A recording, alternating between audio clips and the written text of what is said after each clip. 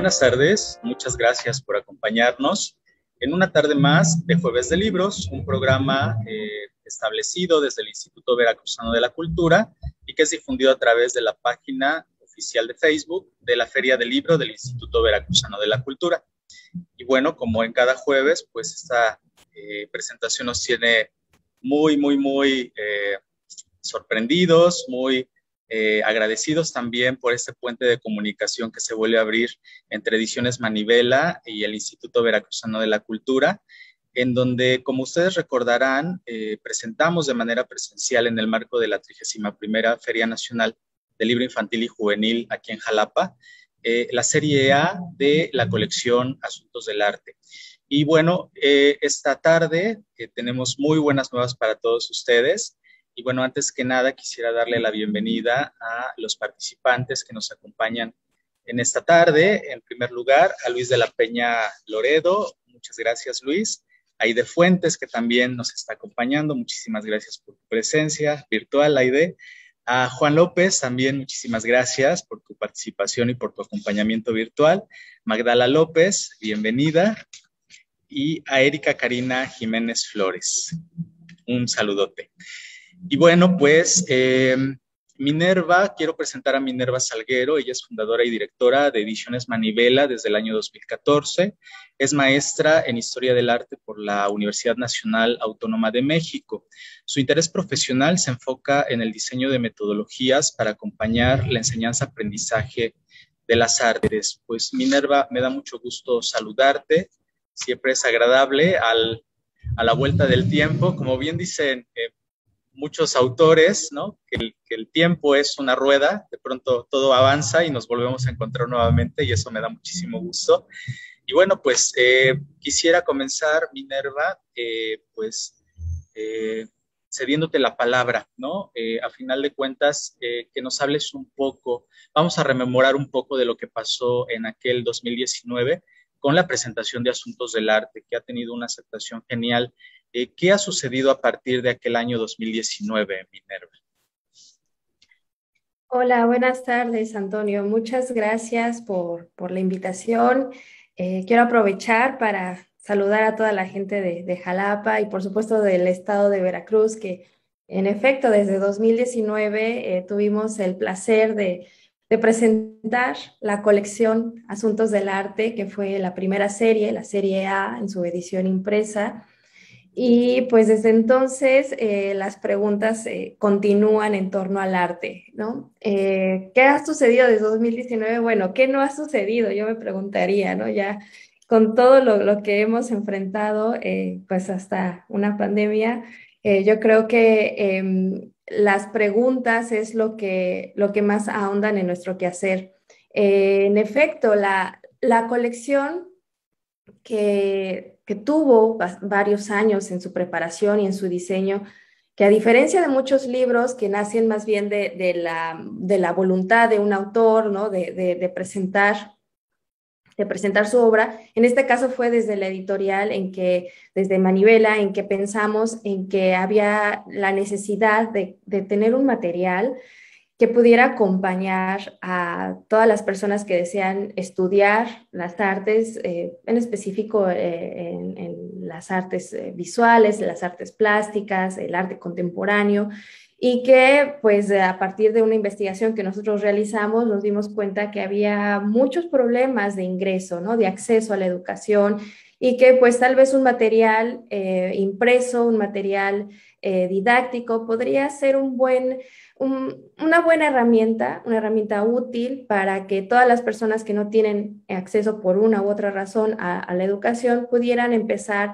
a iniciarse, a introducirse y sobre todo fomentar la idea de que todas las opiniones, y hay una gran diversidad de opiniones y de visiones de acercarse al arte, son válidas siempre y cuando tengan una argumentación estructurada. Aquí lo que buscamos en Manivela no es dar una línea o dictar cátedra, sino lo que buscamos es más bien mostrar ese abanico de posibilidades, de que hay muchas maneras de ser artista, desde diferentes geografías, de diferentes tiempos, y que lo más importante como artista, como las personas que quieren formarse como artistas, es que tengan claro desde dónde están postulando su discurso, desde dónde están enfrentando las adversidades y desde dónde están planteando su profesión de ser artistas. Así que la primera colección, la primera serie tuvo 8 tomos y como se caracteriza en Asuntos del Arte es a partir de preguntas, las preguntas que nos hemos hecho, que nos seguimos haciendo y que la humanidad se ha hecho también desde los principios de los tiempos, ¿no? En torno a la belleza, en torno al talento, a la genialidad, en torno por ejemplo, en dónde se encuentra el arte, dónde se exhibe, si todo el arte se tiene que resguardar y conservar. Por supuesto, la pregunta si el arte sirve para algo es algo que nos ha llamado la atención en términos de humanidad, ¿no? No nada más a las personas que saben o no saben de arte. En general, la razón del nombre, Asuntos del Arte, es que eso es lo que nos ocupa, ¿no? Como artistas, ya sea como personas que nos encargamos en la gestión, en la divulgación, en la investigación, en la enseñanza, en la docencia, son las preguntas que hacen de nuestro quehacer y que van marcando también nuestras posturas. Así que la primera serie tuvo como objetivo ofrecer ese panorama de visiones, ¿no? A partir de ensayos, a partir de casos de estudio, que además están acompañados con mapas mentales o esquemas que permiten plantear que la argumentación o la manera de estructurar un pensamiento también se puede hacer de una manera visual, de una manera gráfica. También creo que algo pertinente que mencionar de la colección es que está acompañada de un vocabulario, ya que, bueno, seguramente todas las personas estaremos de acuerdo en que muchas veces la especialidad de los términos, ¿no? ¿Qué tan especializado es ese discurso en torno al arte? Puede volverse confuso, sobre todo cuando no sabemos desde dónde se está empleando un término, por ejemplo, como el de expresión o sensibilidad o estética.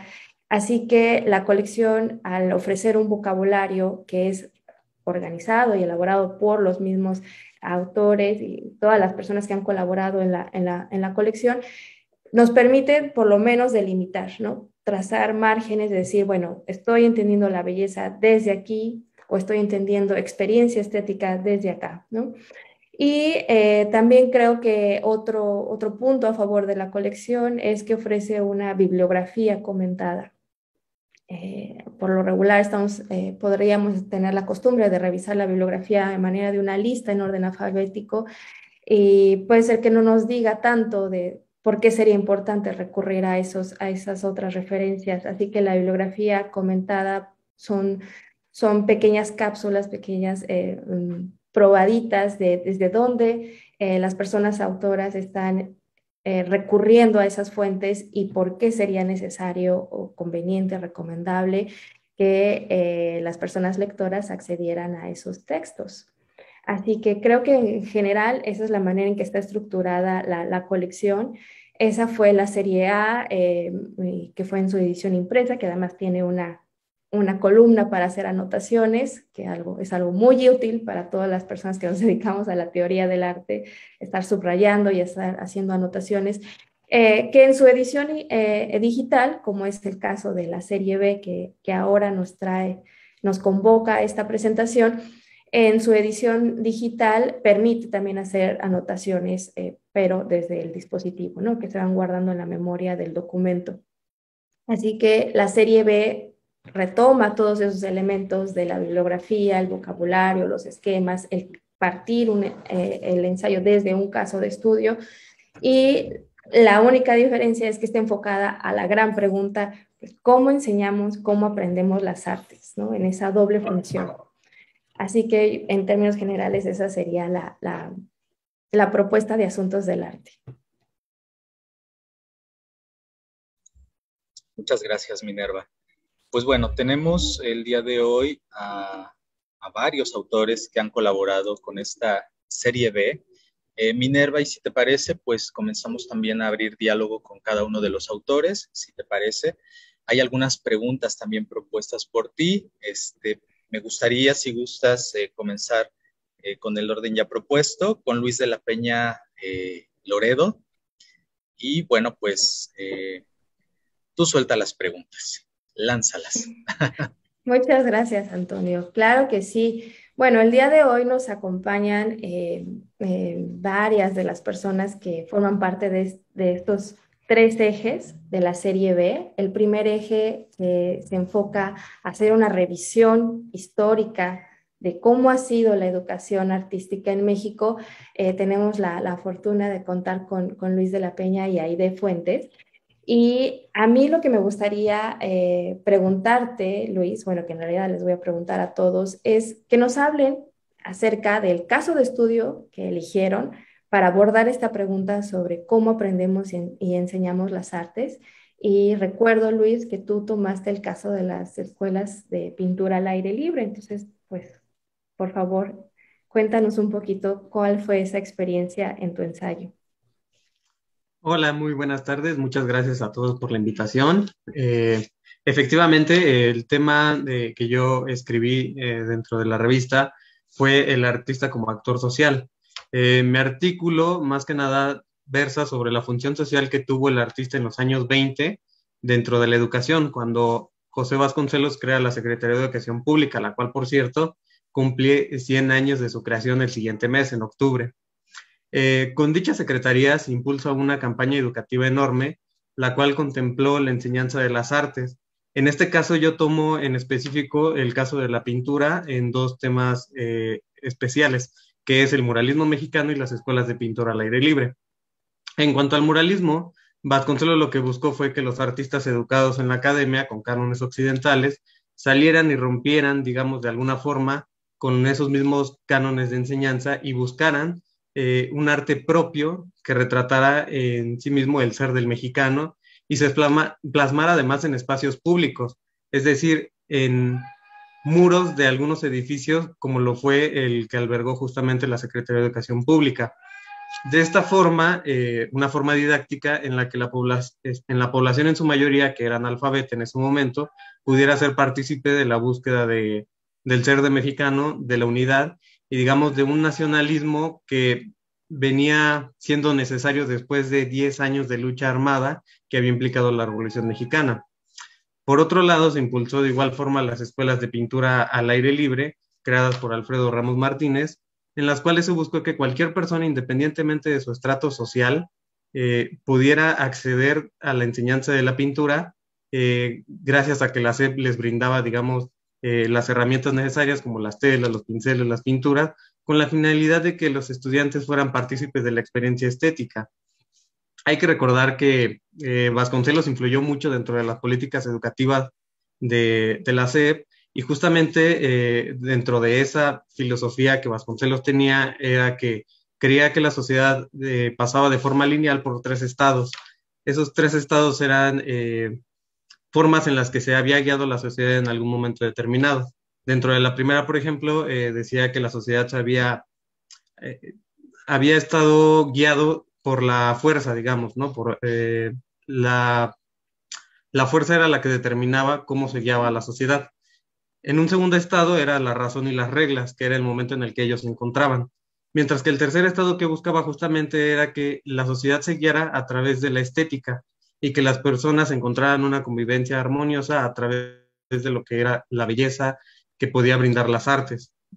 Entonces, en ese sentido, tanto con el muralismo mexicano como con las escuelas de pintura al aire libre, lo que buscaba Vasconcelos a través de la SEP era sí crear un sentimiento de nacionalismo, pero a la vez también una forma de convivencia social que digamos, establecer una paz después de un momento histórico como la Revolución Mexicana que había causado determinado destrucción, diezmación de la población, etcétera.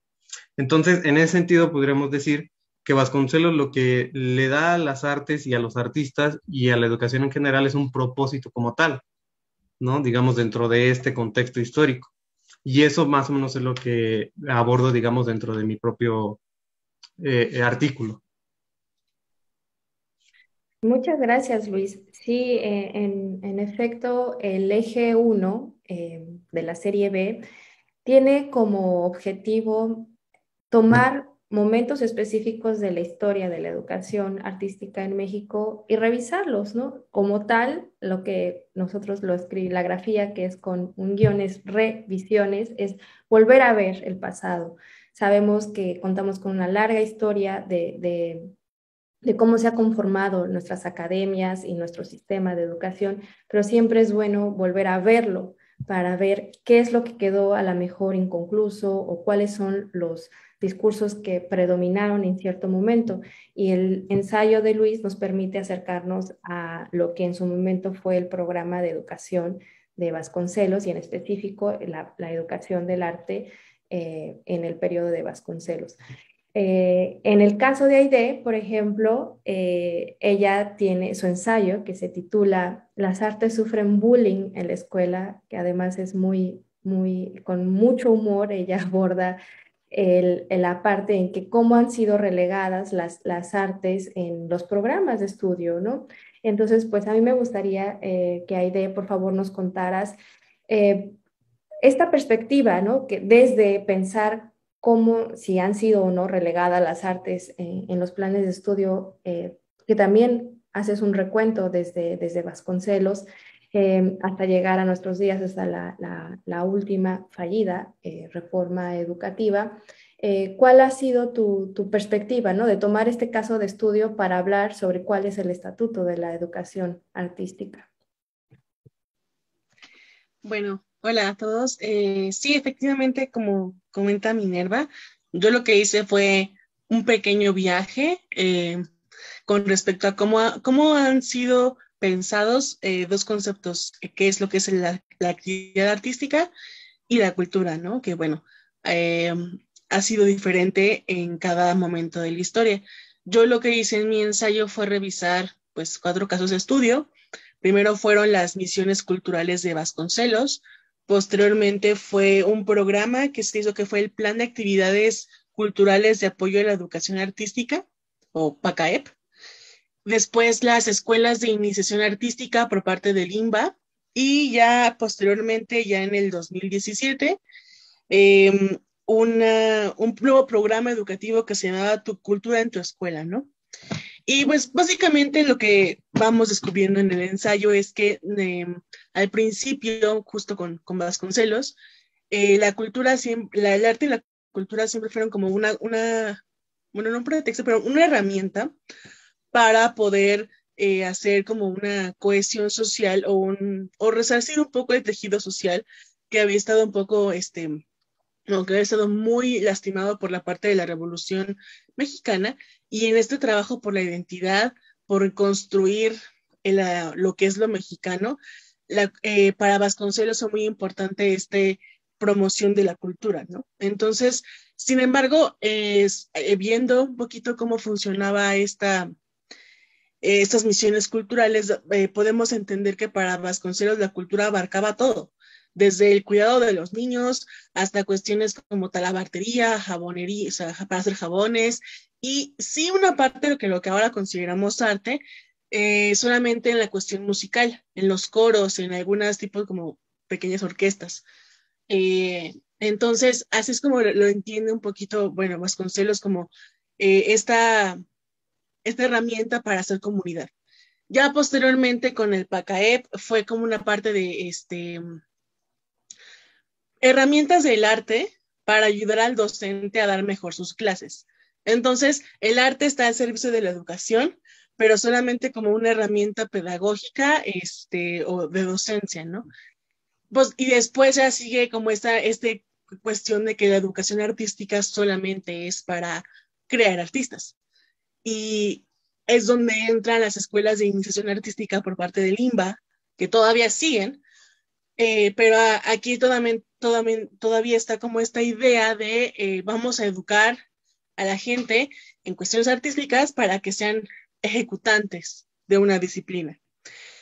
Y ya posteriormente con el programa de cultura en tu escuela, como que intentaban que la educación artística fuera ya parte de una currícula como tal bien establecida en los programas educativos de la SEP. Desafortunadamente, pues ya no hubo tanto margen de tiempo porque se creó en el 2017 y pues ahora con todo lo que ha sucedido realmente pues no ha entrado un poquito en este rollo de poderse desarrollar bien, por así decirlo. Entonces, a modo de primera revisión, lo que he podido o lo que yo quiero compartir en mi texto es que la educación artística siempre ha tenido como este carácter lúdico, recreativo, relajante, secundario a veces a las grandes materias de la escuela como son las matemáticas y las ciencias, que sí lo son, obviamente, pero que realmente las artes han sido relegadas o eres muy bueno como artista, un ejecutante de una disciplina artística, o solamente te dedicas a hacer manualidades para relajarte de toda tu carga escolar. Entonces, esa es, creo yo, un poco la perspectiva que yo pude encontrar de cómo se ve la educación artística en México a través de esta revisión historiográfica de los diferentes proyectos que han existido aquí en nuestro país. Muchas gracias, Aide. Sí, por supuesto que la gran pregunta en cuanto a la formación, que de hecho tenemos otro ensayo en este mismo tomo de las revisiones de la educación artística, es la gran pregunta o la diferencia entre formar artistas o formar públicos, ¿no? Entre apreciar las artes y también formar la expresión artística, siguiendo, por ejemplo, la diferencia que hacía Juan Hacha en cómo él encontraba la educación artística profesional y escolar, que no nada más se trata de formar artistas, sino también debemos de educar nuestra sensibilidad para que haya públicos que puedan consumir y apreciar las diferentes manifestaciones y expresiones artísticas, y no solamente las que consideramos arte en términos de bellas artes, sino también las expresiones culturales y la producción simbólica de todas nuestras comunidades en su amplia diversidad.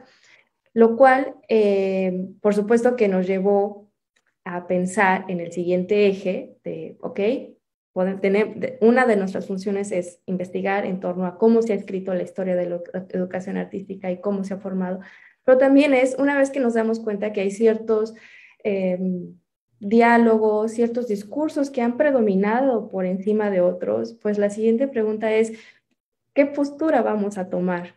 ¿Cuál sería la actitud? ¿Cómo podemos reconocer los cánones que han sobrevivido, que predominan, y cuál al final es nuestra decisión como artistas? Así que el siguiente eje de la colección Asuntos del Arte es, pues, cuáles son las posiciones frente al canon y la academia.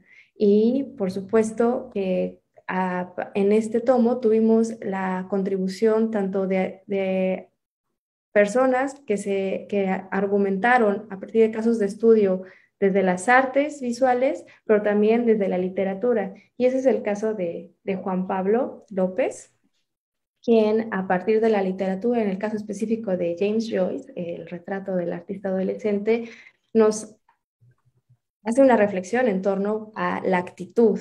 Y me gustaría, Juan Pablo, si nos puedes explicar un poco cuál fue tu caso de estudio y cómo abordaste esta pregunta sobre la educación y la formación de los artistas. Hola Minerva, saludo a todos. Sí, yo abordé el arte desde una novela muy interesante de James Joyce que se llama El retrato del artista adolescente. Curiosamente escuchando a Luis y a Aide que hablan de Vasconcelos, pues este libro fue escrito en la segunda década del siglo pasado, pero salió pues ya casi en 1920 que se dio más a conocer, pero en Irlanda y en ámbito inglés. Esta novela me parece bien interesante porque, pues tal como el libro, el título lo señala, pues se trata de trazar un artista en su periodo de formación, ¿no? La adolescencia. Y yo lo abordé desde un género literario, desde la literatura, que es donde me formé.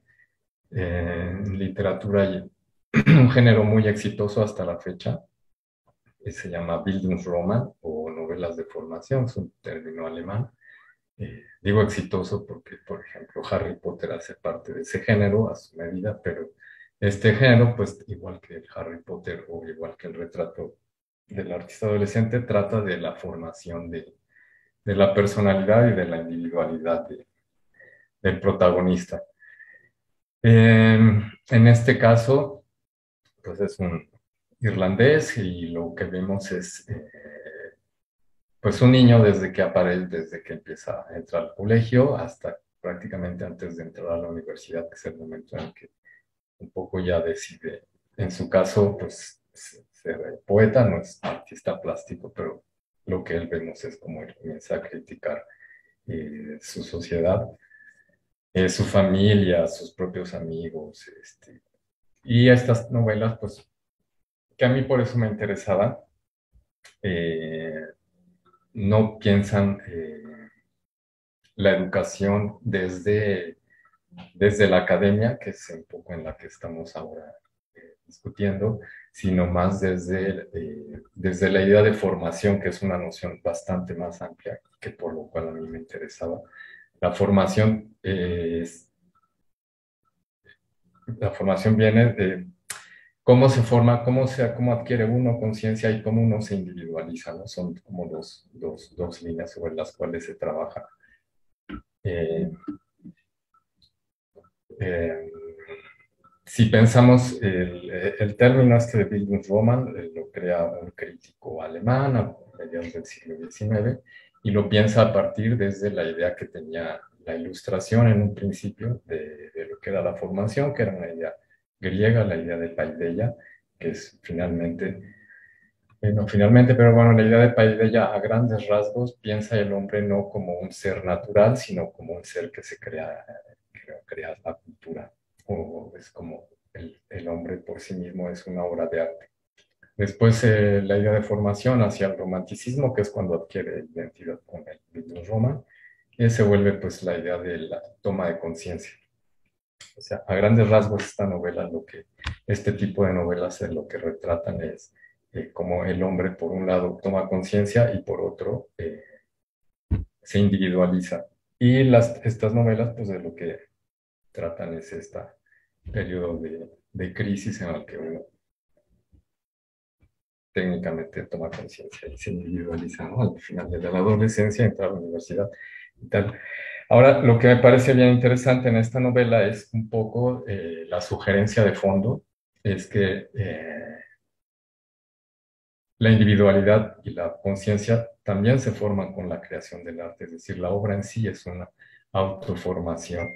Entonces, es como equitativa de una misma manera en que uno se va formando, la obra se va formando y viceversa, ¿no? Es un enriquecimiento. Entonces, esta es la sugerencia de mi texto, es repensar la obra como una autoformación y la formación como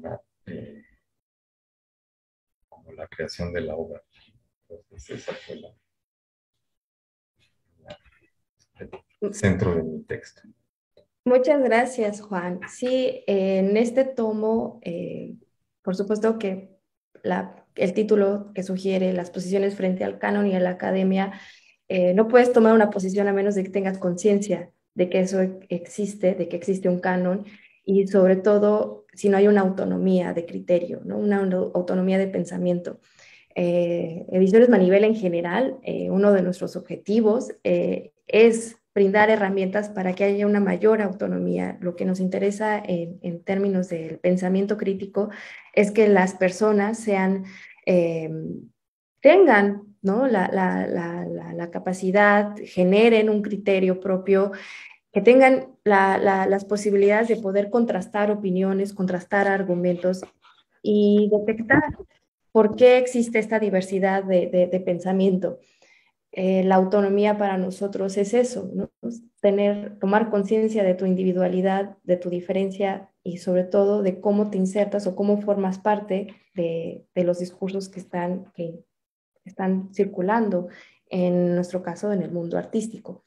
Así que en este eje también podrán encontrar, por ejemplo, el ensayo de Bárbara Curiel, que su título es ¿Y qué pasa si no lees los libros que debes de leer antes de morir? ¿No? Y este atrevimiento de decir, bueno, ¿y qué pasa si no estudio donde en la academia? ¿Me puedo formar como artista si no formo parte de una academia? Por ejemplo, el ensayo de Andrea Cuevas, el que se titula ¿Cómo no ver arte? Habla precisamente de todos los consejos que siempre nos dicen de cómo debemos observar una obra de arte. Dice, bueno, ¿y qué pasa si nos relajamos y mejor tenemos una experiencia con la obra? Si adquirimos una conciencia también, ¿no? de nosotros frente a esta obra y no lo que debemos entender en una obra de arte. Y también el ensayo de Erika Ruiz, ella también lo toma desde la literatura con el texto de El guardagujas de Juan José Arreola y la visión de ser autodidacta. Así que, bueno, en este eje encontrarán varios ensayos en torno a la formación de los artistas, a diferencia del eje 1, que tiene que ver más bien con la enseñanza o la escolarización de las artes. Y bueno, para pasar al siguiente eje, Antonio, por favor, tú dime si vamos bien de tiempo.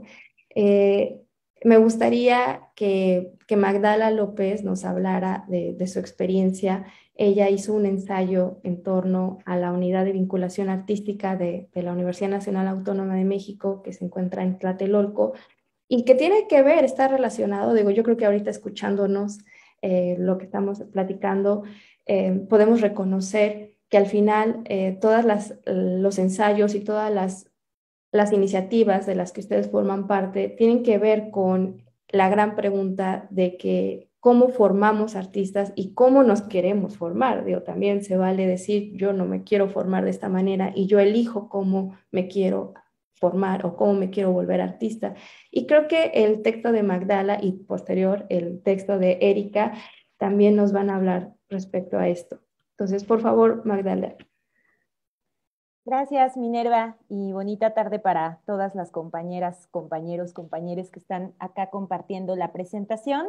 Qué gusto compartir también hasta Veracruz y con estas posibilidades que nos da el Zoom y este viaje en el tiempo y el espacio que son las conferencias virtuales para poder compartir con la banda de Veracruz lo que queremos platicar o de lo que hemos escrito ahora en esta serie B de los asuntos del arte. Entonces, como bien mencionaba Minerva, mi texto habla sobre la unidad de vinculación artística, que es una escuela no escuela dentro del Centro Cultural Universitario Tlatelolco. Somos un espacio que pertenecemos a la UNAM y que nos encargamos de impartir talleres de distintas disciplinas para públicos de todos tipos, edades, con intereses, lugares de procedencia distintos y que justamente atiende a muchas de las personas que en los años escolares se quedaron con esa espinita de quiero estudiar algo relacionado con el arte. Y muchas veces, así inicia mi ensayo, la decisión de estudiar arte no es una decisión sencilla. Hay que sortear muchos prejuicios que vienen desde la familia, como de eso no vas a vivir, te vas a morir de hambre, mucho que tiene que ver con la precarización en la que los artistas y los gestores culturales nos desenvolvemos, como que tenemos que tener 3 trabajos al mismo tiempo de nuestra labor artística para poder pagar la renta y vivir con nuestros servicios, y otros, pues que no sé, no nos creemos lo suficientemente buenos o que nos dijeron que los artistas, bueno, son unos genios con un talento que Dios les dio a unos cuantos y que tal vez estamos al margen de eso. Entonces la UBA justamente trata de romper con todos esos prejuicios, que todas las personas que en algún momento quisieron estudiar algo relacionado con el arte puedan encontrar un espacio seguro en el que puedan darle rienda suelta a la expresión creativa. Y también trabajamos con muchas niñas y niños que son sus primeros acercamientos. Entonces, la idea de la UBA es un espacio de educación no formal, aunque pertenece a la UNAM, como ya les comentaba, no es una escuela, no es una facultad que tenga un programa o un currículum cerrado, que tenga que cumplir con cierta seriación, es decir, después de guitarra 1 tienes que tomar guitarra 2 o primero acordes y lectura y solfeo, sino que aquí es un proceso un poco más abierto, que funciona como una alternativa y un complemento. En el marco de la definición de educación no formal, la UNESCO nos habla de eso, de programas, proyectos educativos que se establecen para complementar o ser una alternativa de formación, como mencionaba Juan López, mi tocayo de apellido, que nos permitan trabajar temas específicos. En este caso, en Tlatelolco, trabajamos mucho la construcción de comunidad. Si a través del arte, de lo que aprendemos al interior de los talleres, podemos integrarnos de una manera distinta, podemos relacionarnos a partir de la empatía, de la solidaridad, todos estos principios utópicos que nos interesa poner en tela de juicio para formar una comunidad, para construir una comunidad. Entonces, bueno, el ensayo que yo les comparto en esta serie expone el caso de la unidad de vinculación artística, habla un poco más acerca de las diferencias entre la educación academizada y espacios como la UBA, que también, bueno, pues no es el único no es el único de su naturaleza, no hay muchos ejemplos a lo largo de todo el país, en la ciudad, que tienen esta oferta de talleres y que se convierten ya sea en una alternativa para no quedarse con la espinita de estudiar algo relacionado con el arte, o que en algunos casos también para las compañeras y compañeros que van egresando de las escuelas profesionales de arte, pues es un espacio donde ellos pueden seguir practicando, seguir ensayando, y también algo muy importante que tenemos en la UBA, pues es un espacio de reflexión en torno a los talleres artísticos. Ya nos hablaba Luis que, y bueno, en la primera parte de esta serie, pues pueden hablar de cuál ha sido la tradición de la enseñanza de las artes en nuestro país, y los talleres tienen una línea histórica muy particular, es como que el espacio por definición donde se enseña y se aprende arte, ¿no? Ya después se fue dando forma a las escuelas, ahora a las facultades y los institutos, pero los primeros procesos de formación artística tenían que ver con esta naturaleza del taller, donde se aprende haciendo, donde la práctica está acompañada de la teoría, donde aprendes mucho mirando a los otros, a los que te acompañan en el proceso, y donde el proceso educativo justamente se va moldeando con base en los intereses de los participantes. Entonces, le agradezco mucho a Minerva la invitación para contribuir con este ensayo, y ojalá que nos puedan leer y que les metamos la espinita y la curiosidad por estos textos que ahora les estamos compartiendo. Muchas gracias, Magdala. Sí, sí, sí. Esperemos seguir difundiendo que hay otras maneras de enseñar, hay otras maneras de aprender, y el caso de la UBA es muy bueno para hablar de que sí es posible. Algo que a mí me llamó mucho la atención cuando tú me contabas del caso es de que ustedes hacen un sondeo en la comunidad de Tlatelolco para preguntar qué es lo que les interesa aprender, y a partir de ahí hacer su programación. Y yo me pregunto, ¿no? O sea, ¿cuántas veces en las escuelas de arte digo, entiendo que es otro modelo, entiendo que es otra manera de estructurar las clases, pero yo no recuerdo cuando fui estudiante de arte que alguien me haya preguntado si quería aprender, si quería, eso era lo que yo quería estudiar, o tan siquiera, ¿no? Decir, bueno, entonces, ¿qué es lo que quieres aprender, ¿no? Creo que eso es algo muy importante, tomar en cuenta el interés y la voluntad de precisamente de las personas a las que vas a formar.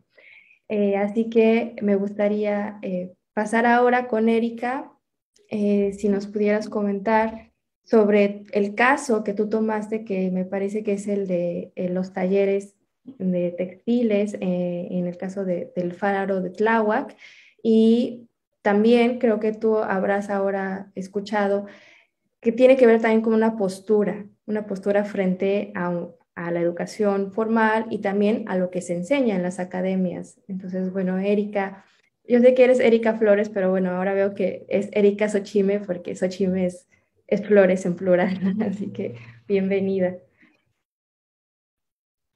Sí, muchas gracias. Buena tarde a todos y a todas, a todes. Pues sí, muchas gracias, Mine, por introducir un poquito. Sí, pues básicamente el espacio en donde se ha construido pues este ensayo, esta reflexión, la agradezco mucho porque justo a veces hacemos y sentarnos a escribir y como a reflexionar de dónde y cómo ha venido, pues es algo que se debería hacer más, pienso, como para poder ir vaciando estas reflexiones que pues que se van haciendo presentes, pero como que se quedan ahí a veces nada más en el camino. Entonces, si bien el espacio es la Fábrica de Artes y Oficios, conocida como Faro, pues tiene varias sedes, ¿no? En la Ciudad de México, y pues la historia se remonta hace 21 años ya, en el oriente de la Ciudad de México. Y bueno, aquí es interesante porque justo una de las cuestiones por las que yo me acerqué es porque tiene como objetivos la descentralización, ¿no? De las prácticas artísticas y del arte mismo. Entonces, pues, ubicada en el oriente, pues atendió cierto sector de la población y tuvo pues una misión, unos objetivos muy específicos. Posterior a eso, pues ya surgió la Faro Milpalta y la Faro Tláhuac. Y como tal, la Faro Tláhuac está ubicada pues en los límites, digamos como pues de Tláhuac, pero también hay aquí como que se entiende el territorio un poco desde los espacios naturales, ¿no? Y hay un volcán inactivo que se llama Teutli, que es la división geográfica natural de Milpalta, Tláhuac y Xochimilco. Entonces, pues es una región que comparte muchas cosas en cuestión de tradiciones y de formas de habitar el territorio. Y bueno, este espacio de la Faro está ubicado justo al lado del área natural protegida de Xochimilco y los ejidos de Tláhuac también. Entonces, pues hay una misión ahí también hacia lo ecológico, pero pues vinculada con la población, con la comunidad, ¿no? Entonces eso hace un espacio muy interesante. Milpalta tiene sus propias cuestiones, porque pues allá la lengua es viva, hay otras prácticas y requiere otro tipo de situaciones. Entonces, en este caso de la Faro Tláhuac, yo me siento muy afortunada de que hay esta apertura a las propuestas y sobre todo que mi hogar, bueno, mi casa, su casa, está a espaldas, o sea, lo que nos divide justo es esta zona de conservación ecológica y que yo también me preguntaba cuántos espacios hay en estas localidades donde se pueda ejercer, ¿no? Los derechos culturales que ahora están puestos sobre la mesa, pero antes no se hablaba de eso. O sea, como que algunas personas eran las que podían ir a las escuelas de arte y otras tantas podían ejercerlo en su espacio de ocio, ¿no? Y entonces, pues estas fábricas de artes y oficios justo lo que aperturan es esta posibilidad a que en las zonas donde no hay no hay estos espacios o esta cuestión de ir a un lugar a hacer alguna actividad, pues que se pudiera. Entonces ha sido muy interesante porque un espacio que se ha construido muy lindo, pues ha sido precisamente este que tiene que ver con la parte ecológica. Hay un montón de personas que van, pero pues también la gente, sobre todo el público que acompaña el taller, pues son mujeres, ¿no? Mujeres que trabajan en sus hogares y mujeres retiradas, ¿no? Que ya están jubiladas. Entonces también, ¿no? Se abre otra pregunta. Yo he estado piense y piense últimamente a propósito de este ensayo, pues, ¿qué pasa con esa población también, ¿no? O sea, que siempre casi es a un cierto tipo de población a quien se dirigen los talleres y hay un vacío. Entonces ellas llegan, habitan el taller, participan y a partir de ello es que empiezan a existir, pues no es como no es rígido en realidad, pero sí hay una pequeña metodología que pues me inventé, realmente que también eso es interesante, que pues no es que alguien te diga cómo vas a hacer el taller, ¿no? Sí te van acompañando, en este caso la coordinadora de talleres Montserrat Landeros y el líder coordinador Alejandro Ringón, pues me fueron acompañando, pero definitivamente ahorita lo que decía, compartía Magdala, pues es que se ha ido construyendo a partir de las necesidades de ellas, ¿no? Queremos hacer esto, tenemos este evento, quisiéramos así, ¿no? Entonces, pues a partir de eso, cada trimestre es que se van generando los módulos y un poquito esto es lo que se habla en el ensayo y frente a esto que este tipo de manera de hacer no dentro de las academias pues no existe, ¿no? Pues recientemente en la Esmeralda ya tienen su taller de textiles, pero en la facultad donde yo estudié no hay, ¿no? Y está recio el asunto de no querer, ¿no?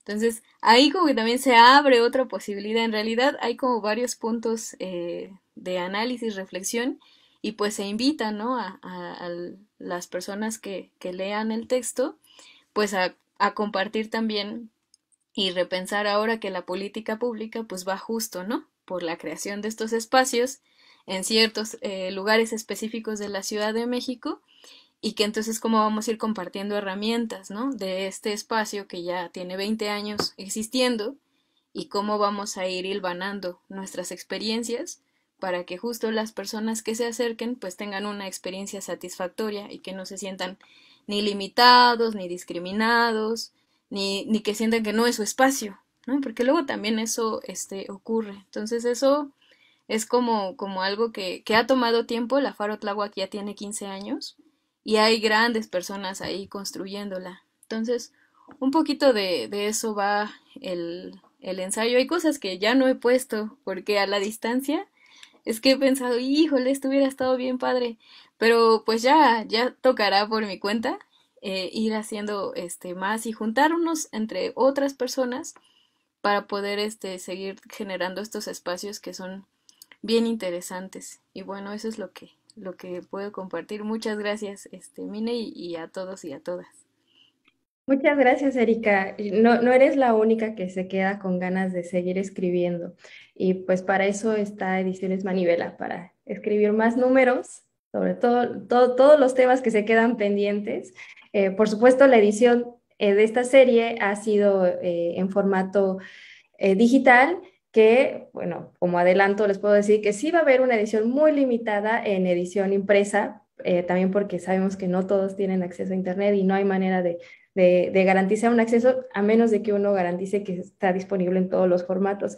Pero por supuesto que va a haber más tomos y seguirá la invitación para que continuemos la reflexión. Ese es el objetivo de la serie B, es plantear la pregunta, ofrecer las respuestas a partir de casos específicos, y esto ha sido una probadita de lo que muestra la serie B, que como podremos ver en torno a la pregunta cómo enseñar, cómo aprender, podemos agregarle, bueno, y también cómo formar o cómo escolarizar, cómo diseñar programas pedagógicos, pero también podemos hablar de mediación, de formación de públicos, de apreciación, expresión, y vamos viendo que hay muchos matices y muchas maneras de transmitir al final y compartir los saberes, ¿no? Tradicionales, académicos, canónicos, hasta todos aquellos que se están formando en otras comunidades.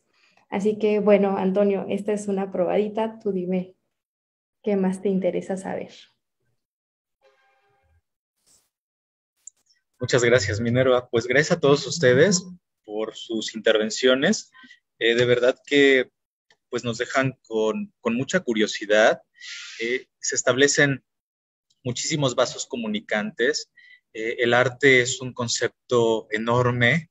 De pronto a mí me causa también ese sentido de indecisión, el concepto, al igual que cultura, ¿no? Son dos conceptos que de pronto son tan grandes que ¿cómo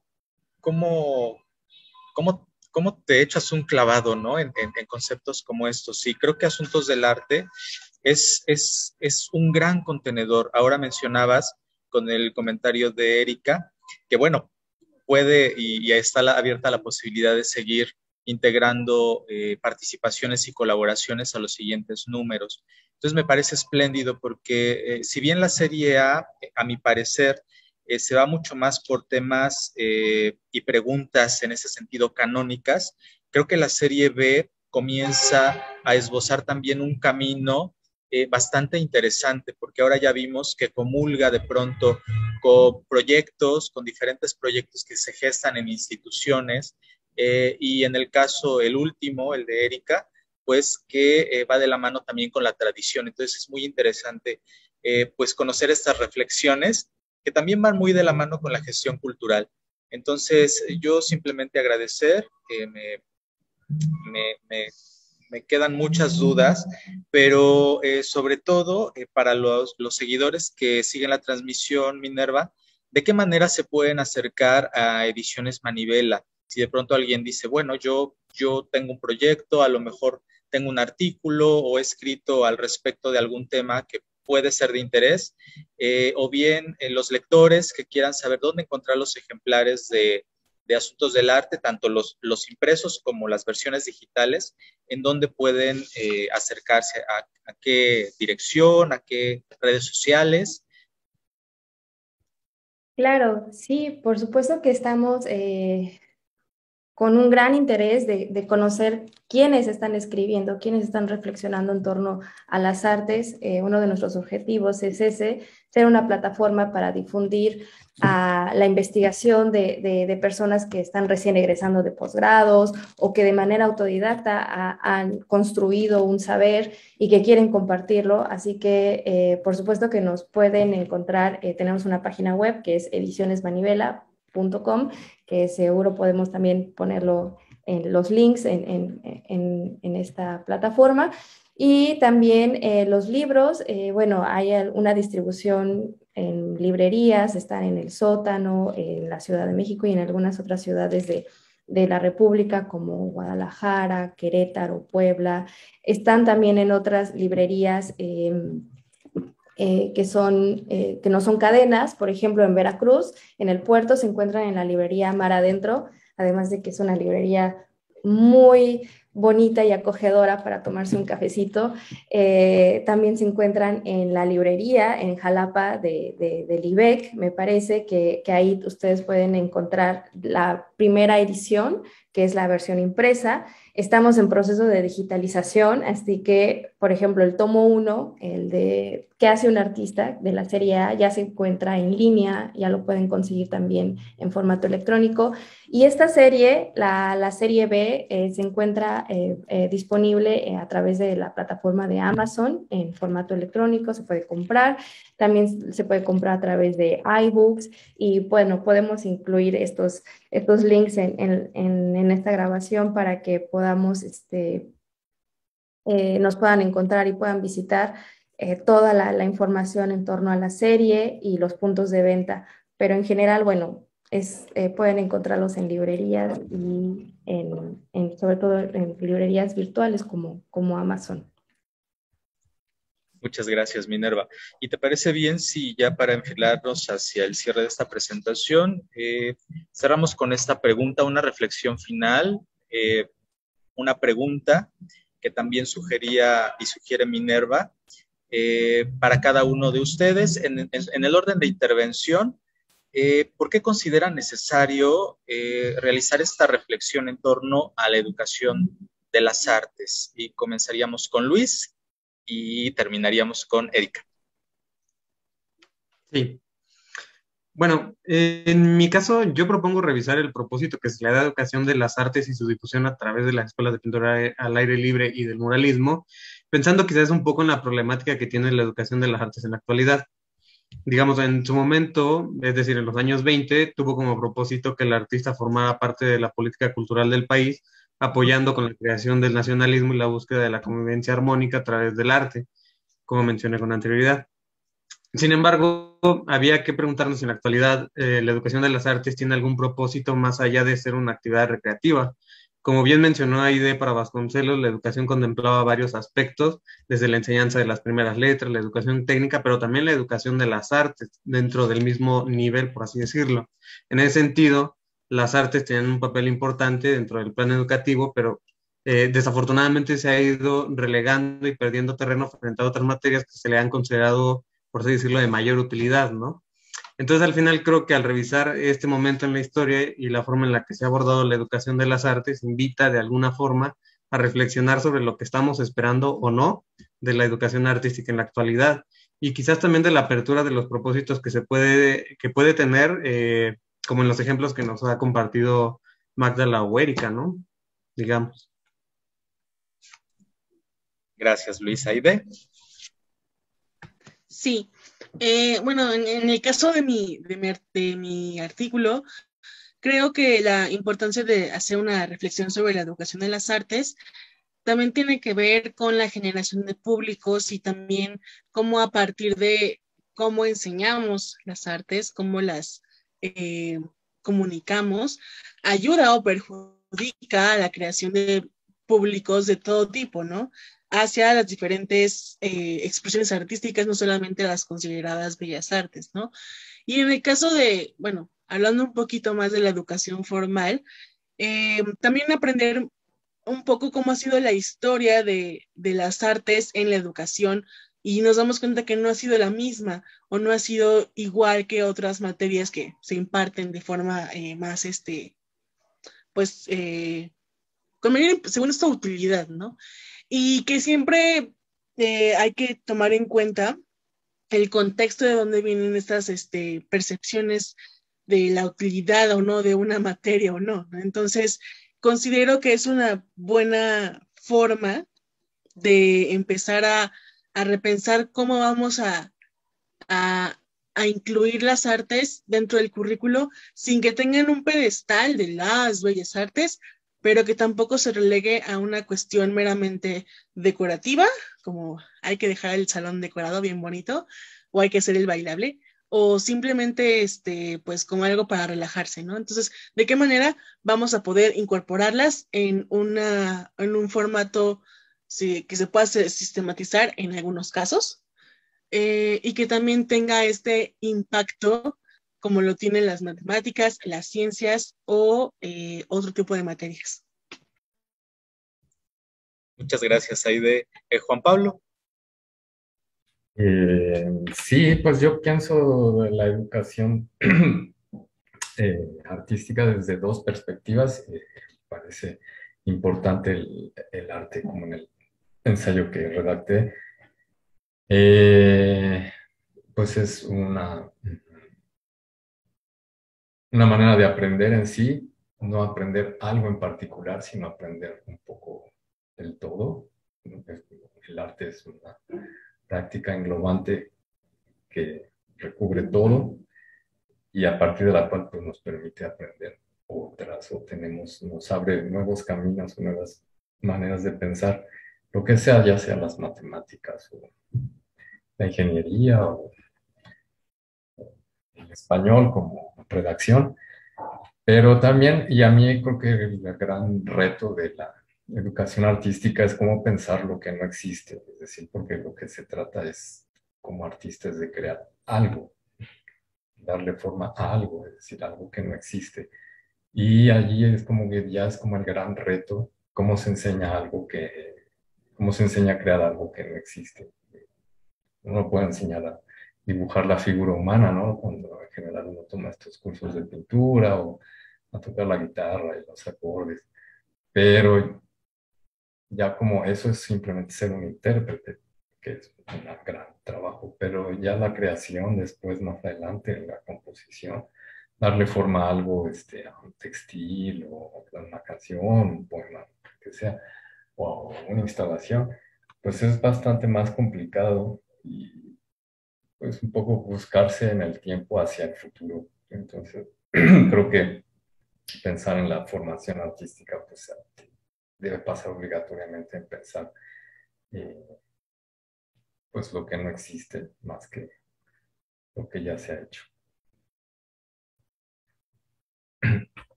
Muchas gracias, Juan Pablo. Magdala.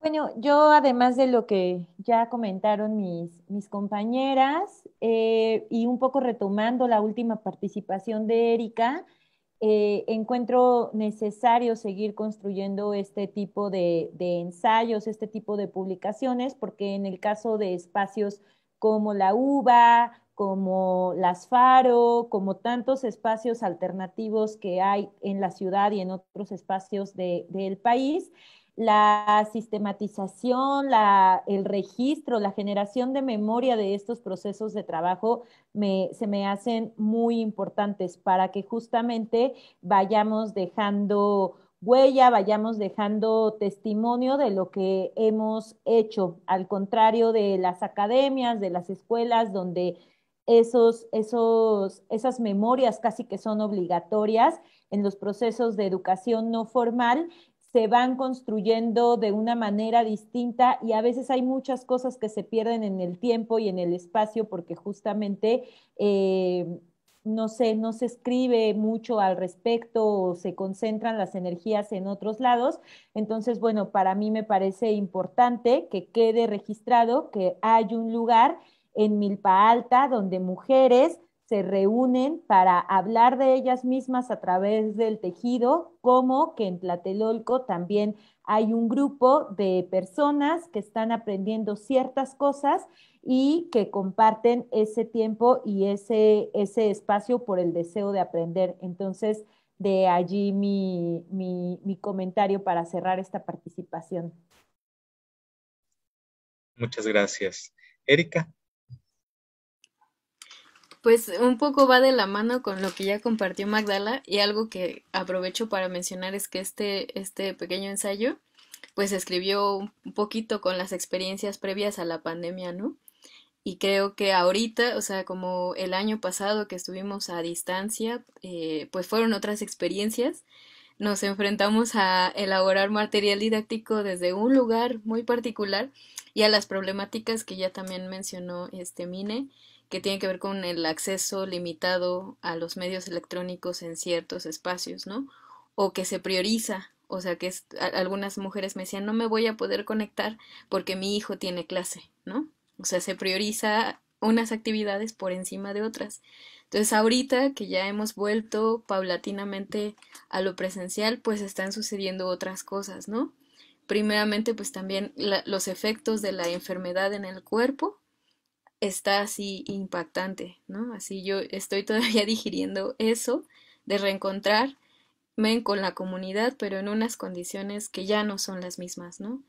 Y que entonces ahora requerimos otras estrategias para ir acompañándonos, o sea, porque como ha mencionado Magdala, son espacios para acompañarnos, creación colectiva y una reflexión profunda de este momento tan importante y complejo que fue o que está haciendo, ¿no? El COVID.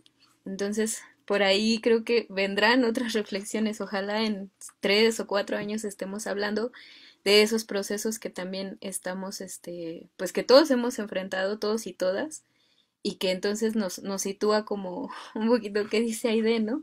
Como no es tan importante, ¿no? Así como que algunas pues también no han ido porque están acompañando a sus hijas pues en los procesos educativos formales, ¿no? Entonces ahí ya eso es interesante también a seguirlo reflexionando, compartirlo y ver cómo otras compañeras, compañeros, compañeres lo están resolviendo, ¿no? Para irnos acompañando también ahí. Entonces, eso, muchas gracias. Pues muchas gracias a ustedes por sus reflexiones finales. Sé que mucho se queda en el tintero, Minerva, que esta charla da para replicarla y retomarla en el futuro. Pero bueno, ¿quieres agregar algo ya para cerrar esta charla? Solo reiterar el agradecimiento al IBEC, a ustedes en la Feria del Libro Infantil y Juvenil, el espacio, ¿no? Al programa Jueves de Libros, por que nos permitan compartir estas experiencias. Al final es eso, ¿no? Lo que buscamos. Es tal vez la manera en que nosotros hemos vivido la enseñanza, en este caso de las artes, o la educación, el aprendizaje, el acompañamiento, la transmisión de saberes culturales y tradicionales, puede ser de utilidad para otras personas. Entonces, compartir las experiencias, eso es lo que buscamos y agradecemos este espacio. Pues al contrario, los agradecidos somos nosotros. Y bueno, pues no dejo de agradecer su presencia virtual. Un gusto coincidir, conocerlos. Es bonito de pronto poner rostro a los nombres que uno va conociendo a través del texto, a través de los libros. Entonces, bueno, este espacio también tiene esa doble intención, difundir la publicación, pero también que el público conozca los rostros que existen detrás de esas ediciones. Y bien, pues ahí lo tiene usted. Acérquese, por favor, a www.edicionesmanivela.com y revise usted el catálogo de publicaciones y la diversa gama también de actividades que realizan, porque tienen presencia tanto en ferias nacionales como en diversos proyectos internacionales. Es bueno, dése usted una vuelta por su sitio web y seguramente encontrará muchísimas sorpresas. Y bueno, solo recordarles que sigan también ustedes la programación que ofrece el Instituto Veracruzano de la Cultura en sus diferentes recintos a lo largo y ancho del estado de Veracruz en www.ibec.gov.mx. Pues les deseo a todas y a todos ustedes excelente tarde y nos vemos en el próximo Jueves de Libros. Hasta pronto.